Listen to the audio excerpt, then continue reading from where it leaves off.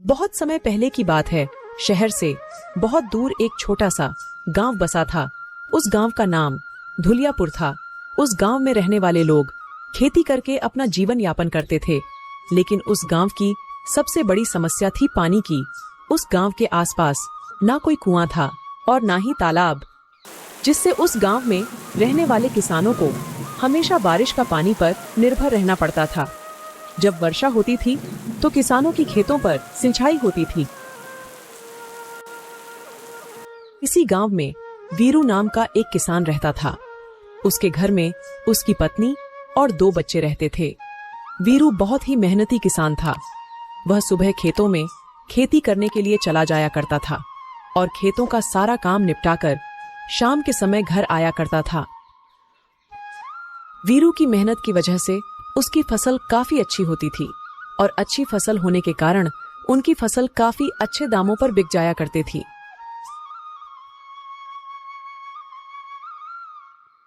मीरा, मैं खेतों पर जा रहा हूँ, वहीं पर खाना खा लूंगा। तुम मेरे लिए खाना बांध दो। हाँ जी, मैं आपका खाना पहले ही बांध कर रखा है। यह लीजिए अपना खाना, और शाम को आते वक्त जरा मोहन के दुकान पर से थोड़ा राशन ले आना। ठीक है, मैं ले आऊंगा। वीरू अपने खेतों पर चला जाता है और खूब मेहनत से काम करता है। थोड़ा थक जाने के बाद एक पेड़ के नीचे बैठकर खाना खाता है और थोड़ी देर के लिए आराम करता है। तभी वीरू की आंख लग जाती है और वह सपना में देखता है कि इस बार उनके गांव में वर्षा नहीं हुई है।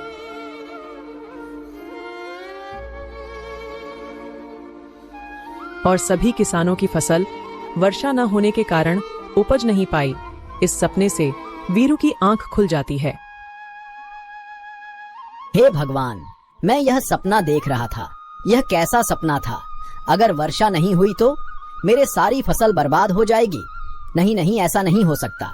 हर साल तो वर्षा होती है, इस साल भी वर्षा जरूर होगी, या मेरा बस सपना ही है। ऐसा सोचकर वीरू वापस अपने घर जाने लगता है। तभी वह देखता है कि गांव में कुछ लोग बातें कर रहे थे।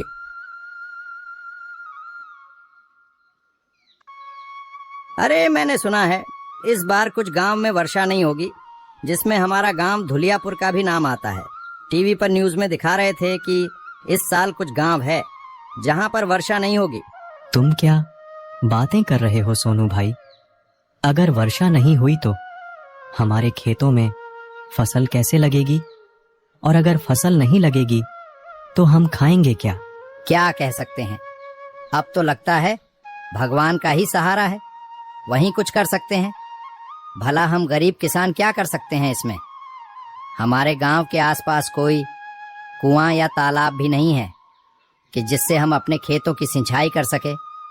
हम तो केवल वर्षा के पानी पर ही निर्भर हैं। अगर वर्षा होती है तो हमारे खेतों में सिंचाई होती है, जिससे खेतों की अच्छी फसल आती है। और अगर वर्षा ही नहीं होगी तो सिंचाई कहाँ से होगी और फसल कहाँ से आएंगे? हे भगवान, यानी कि मेरा सपना सच था। अगर वर्षा ही नहीं होगी तो मेरी फसल कहाँ से उपज पाएगी? नहीं नहीं, ऐसा नहीं हो सकता। मुझे कुछ ना कुछ तो सोचना ही होगा। अगर फसल ही नहीं होगी तो हम खाएंगे क्या? एकमात्र फसल ही है हमारा सहारा, जिससे हमारा जीवन यापन होता है। और अगर वही ही नहीं उपजी तो हमारे पास तो और कुछ नहीं है फसलों के अलावा। नहीं नहीं, मुझे तो कुछ उपाय सोचना ही होगा। ऐसा कहते हुए वीरू घर को चला जाता है। आ गए आप, बैठिए, आपके लिए खाना दे देती हूँ। आप इतने परेशान क्यों दिख रहे हैं? क्या हुआ? मीरा, गांव के लोगों का कहना है कि इस बार वर्षा नहीं होगी। इस बार गांव में अकाल पड़ने की संभावना है। अगर ऐसा हुआ तो हमारे फसल तो उपज ही नहीं पाएगी, और फसल नहीं उपजी तो हम खाएंगे क्या? जी, ये तो बहुत बड़ी समस्या है। अब हम क्या करेंगे? वही तो मैं सोच रहा हूँ, कुछ ना कुछ तो करना ही होगा। हाँ ठीक है, हम कुछ ना कुछ सोच लेंगे। पहले आप खाना खा लीजिए, वीरू का परिवार एक साथ बैठकर खाना खाता है और सभी सो जाते हैं, पर वीरू की मानो जैसे नींद ही उड़ गई थी। सारी रात वह यह सोच रहा था कि अगर वर्षा नहीं हुई तो मेरी फसल का क्या होगा। नहीं, मैं ऐसा नहीं होने दूंगा। मेरी फसल बर्बाद नहीं होगी। मैं जरूर फसल लगाऊंगा, और वर्षा नहीं हुई तो क्या हुआ, कुछ ना कुछ तो उपाय मैं जरूर निकालूंगा। वीरू ऐसा सोच ही रहा था कि तभी वीरू का ध्यान सोनू के बातों पर जाता है। अरे मैंने सुना है इस बार कुछ गांव में वर्षा नहीं होगी, जिसमें हमारा गांव धुलियापुर का भी नाम आता है। टीवी पर न्यूज में दिखा रहे थे कि इस साल कुछ गांव है जहां पर वर्षा नहीं होगी। तुम क्या बातें कर रहे हो सोनू भाई? अगर वर्षा नहीं हुई तो हमारे खेतों में फसल कैसे लगेगी? और अगर फसल नहीं लगेगी तो हम खाएंगे क्या? क्या कह सकते हैं, अब तो लगता है भगवान का ही सहारा है, वही कुछ कर सकते हैं। भला हम गरीब किसान क्या कर सकते हैं इसमें? हमारे गांव के आसपास कोई कुआं या तालाब भी नहीं है कि जिससे हम अपने खेतों की सिंचाई कर सके। तभी वीरू को एक उपाय सूझता है। हाँ, यही सही रहेगा। मुझे गांव के कुछ और लोगों की भी सहायता चाहिए होगी। अगर वह मेरी मदद करेंगे तो यह काम जरूर सफल रहेगा। सबसे पहले मुझे गांव के मुखिया जी से बात करनी होगी। हाँ, सुबह होते ही मैं इस बारे में मुखिया जी से बात करूंगा। सुबह होते ही वीरू गांव के कुछ लोगों के पास जाता है। मेरे प्यारे किसान भाई, जैसे कि इस बार सुनने में आया है कि हमारे गांव में वर्षा नहीं होगी, तो ऐसा में हमारे फसल नहीं हो पाएगी और हमारा पूरा परिवार भूख से तड़पता रहेगा। हमें कुछ ना कुछ तो करना ही होगा।